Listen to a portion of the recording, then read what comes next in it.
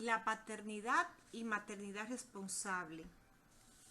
Hoy vamos a tocar un tema publicado en Aleteia por Patricia Navas. Aleteia es una publicación online de información publicada en diferentes idiomas, lanzado por laicos católicos con el acompañamiento del Consejo Pontificio para las Comunicaciones Sociales. Aclaro que cuando la autora habla de paternidad, también debemos entender paternidad. Empecemos. Cuando la Iglesia habla de paternidad responsable, ¿está diciendo que hay que tener muchos o pocos hijos? ¿Solo los que puedes mantener económicamente?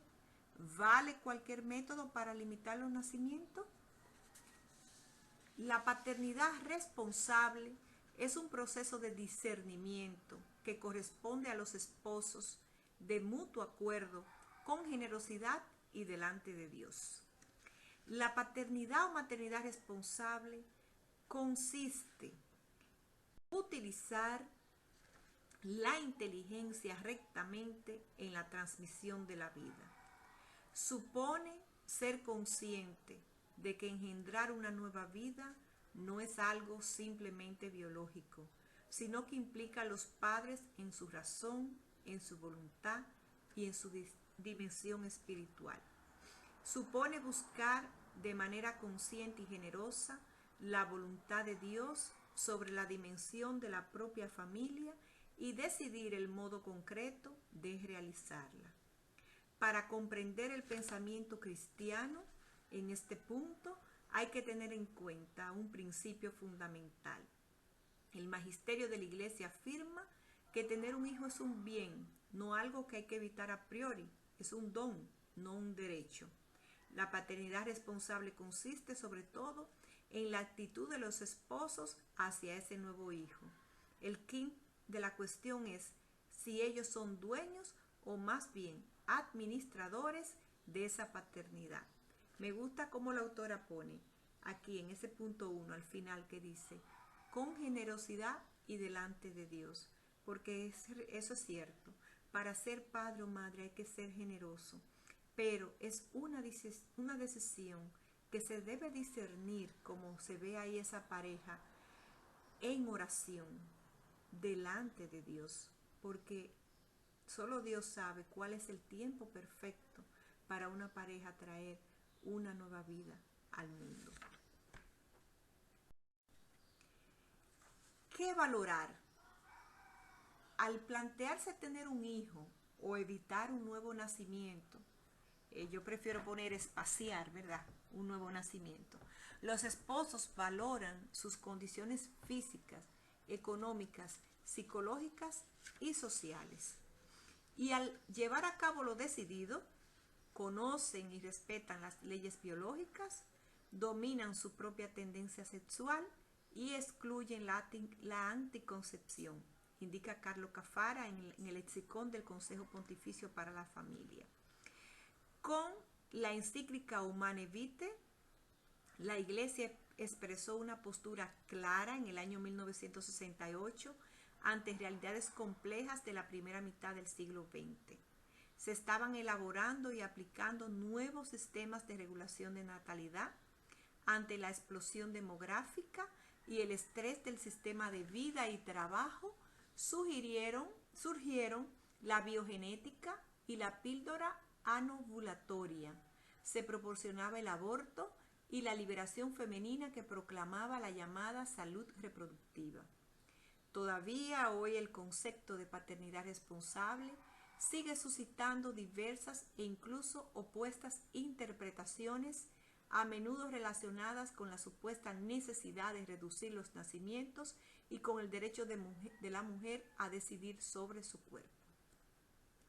Juan Pablo II aclara que el verdadero concepto de paternidad y maternidad responsable está unido a la regulación de la natalidad honesta desde el punto de vista ético, es decir, a una actitud basada en la madurez de la persona que subraya la virtud de la templanza.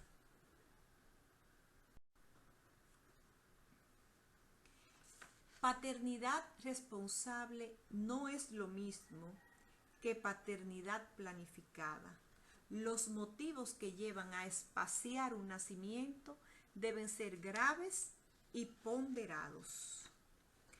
Conjugar el amor entre los esposos con la responsable transmisión de la vida implica reconocer personalmente ante Dios los propios deberes y actuar no por antojo, sino en conciencia. Así, con criterios objetivos tomados de la naturaleza de la persona y de sus actos, que mantienen íntegro el sentido de la entrega mutua y de la procreación humana. Pueden decidir si forman una familia numerosa o bien, por graves motivos y respetando la ley moral, evitan tener un hijo durante algún tiempo o por tiempo indefinido. Si deciden espaciar los nacimientos de sus hijos, deben asegurarse de que su deseo no nace del egoísmo, sino que es conforme a la justa generosidad de una paternidad responsable. Me detengo aquí. Me llama la atención de la autora que ella dice, no se debe actuar por antojo, ¿verdad? Porque no es que yo quiero un hijo como si yo quisiera un dispositivo tecnológico, electrónico. Es que cuando se decide, la pareja lo decide conforme a la generosidad y a la paternidad responsable. Métodos naturales. Aquí la iglesia propone el método natural sobre el método Billing, que es el método de la ovulación. Ahí vemos el muco cervical, cuando el moco que la mujer expulsa por la vagina, vemos ahí ese periodo infértil porque está como rugoso. Sin embargo, cuando se ve elástico, que usted lo pone entre su índice, vamos, ese ejemplo, pulgar y el índice, se pone como una clara de hueva, elástico, transparente, es un periodo de alta fertilidad. Billing porque es el nombre de los médicos esposos con ese apellido que lo que han planteado este método basado en un reloj biológico natural de la mujer y que lo lleva a la pareja de común acuerdo. Es un método, aclaro, no de la autora, sino una opinión mía que lo llevé junto a mi esposo, método natural, económico, no tienes que gastar nada y sobre todo que respeta mucho la salud, especialmente de la mujer, porque no tienes que llevar a tu cuerpo cosas químicas que te pudieran afectar y se respetan las leyes naturales. Entonces, volviendo a lo que dice la autora, además deben cultivar sinceramente la castidad conyugal y respetar los aspectos esenciales de las relaciones sexuales unitivo y procreador. En este contexto es lícito tener en cuenta los ritmos del cuerpo de la mujer y recurrir a los métodos naturales de regulación de la fertilidad, limitando las relaciones sexuales a los periodos infecundos. Además, al mantener relaciones sexuales, cada uno debe aceptar libremente que podría ser padre o madre y, si se diera el caso, la concepción imprevista.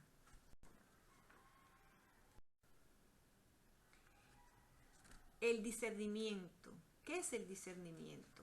Aquí en la imagen nos lo define. Es lo que nos permite comprender la palabra de Dios para que podamos aplicarla y hacer su voluntad.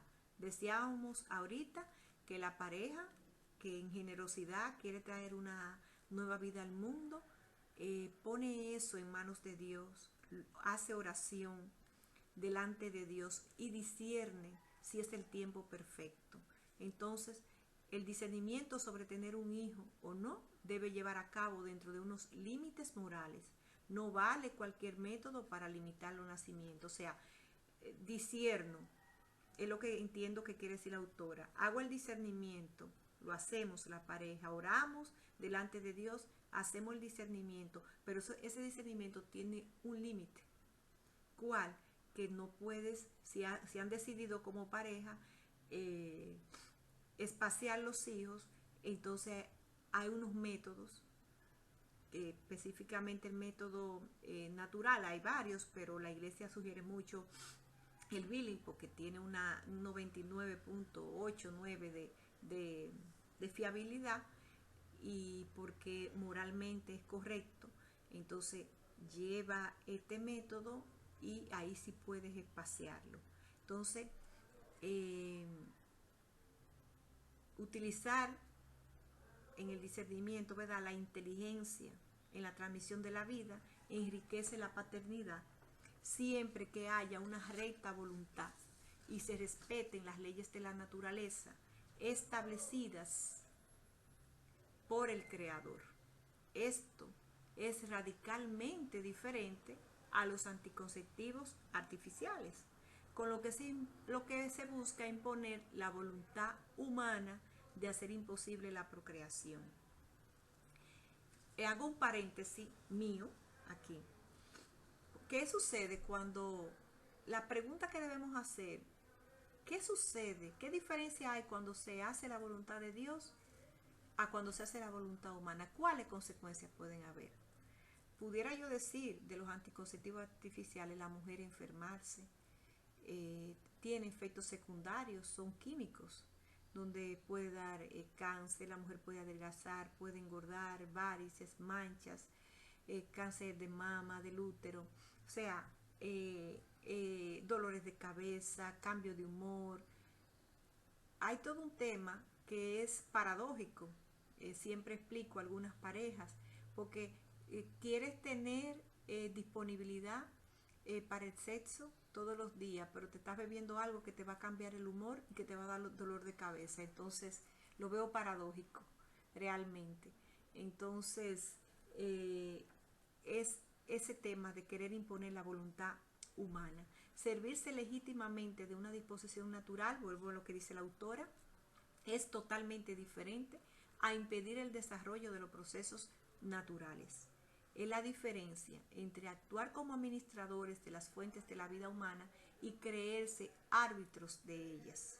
Solo en el primer caso, los esposos renuncian conscientemente a las relaciones sexuales en los periodos fecundos y los mantienen en el resto para manifestarse afecto y salvaguardar la fidelidad mutua. Además, el dominio de sí mismo que exige la continencia periódica respeta el cuerpo de los esposos y favorece la educación de una libertad auténtica.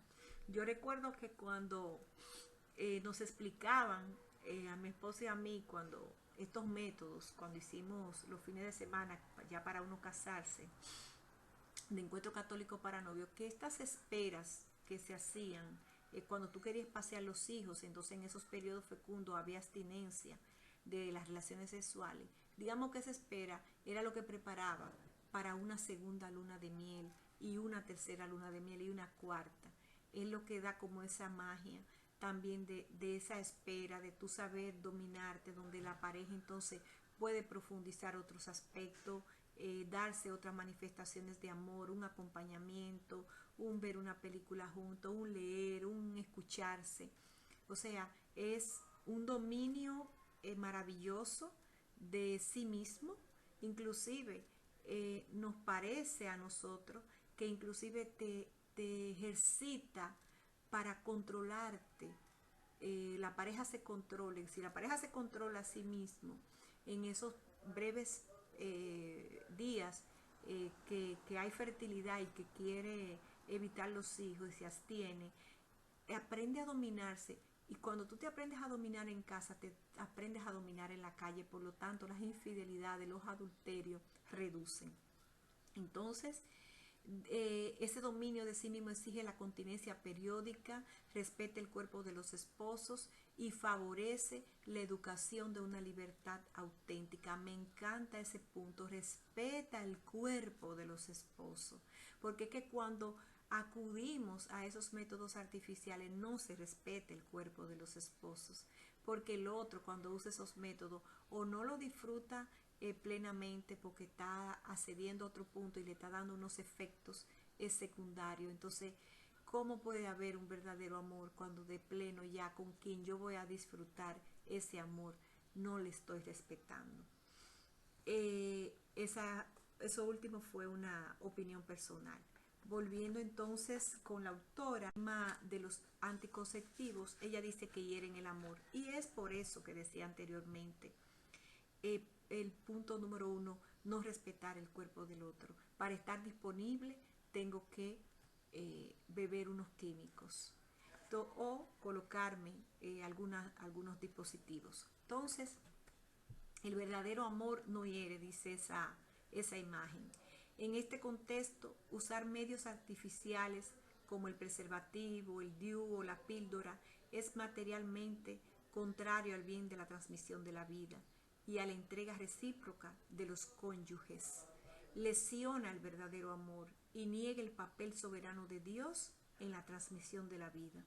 Hacer voluntariamente infecundo un acto conyugal es quitarle su verdad interior, la unión amorosa y la fecundación potencial. Es deshonesto y sigue siéndolo aún en el conjunto de una vida conyugal fecunda. Sin embargo, el recurso a los métodos naturales, que en principio son éticamente aceptables, pero realizados de forma egoísta y sin respetar los principios éticos de la paternidad responsable, es también contrario a la voluntad de Dios. La dimensión ética de la decisión de tener un hijo o no es tan fundamental que sin ella ya no se percibe la diferencia entre los métodos naturales y los artificiales. En este caso, la interpretación utilitarista de la regulación natural de la fertilidad falsearía su esencia y se llegaría a hablar de ella como si se tratara solo de una forma más de anticoncepción. Es muy importante lo que el autor está diciendo, o sea, tenemos ese método natural, pero no es para tomarlo como método de anticoncepción, porque si lo tomamos como método de anticoncepción, también tendría, vamos a decir, en cierta forma, los mismos efectos que tomar algo artificial. El tema es que usar estos métodos es porque se ha discernido delante de Dios, se ha visto las condiciones, como se decía ahorita, económica, física, espiritual, emocional, psicológica de la pareja. Y ahí, pero se deja abierta que la voluntad de Dios pueda manifestarse aún uno haciendo ese discernimiento. No tomar, es lo que interpreto que dice la autora, ese método natural que es ético, pero no tomarlo como un punto de anticoncepción, sino simplemente un punto que a la luz del discernimiento hemos decidido espaciar provisional o definitivamente un hijo. Es una forma de ejercer la paternidad y la maternidad responsable, aunque reitero, aunque la autora más bien esta paternidad la toca desde la procreación, pero sabemos que la paternidad y maternidad responsable después que nace el hijo es amplia. Su educación, su alimentación, la diversión, la salud, el cuidado, no el maltrato, el amor, pero en este punto quisimos centrarnos en el inicio de lo que es la paternidad responsable, que es la procreación responsable, que va a ser la base y el fundamento de todo esos otros puntos que acabo de decir, que también forma parte de una paternidad y una maternidad responsable, como es el alimento, el vestido, el cuidado, la salud. Gracias.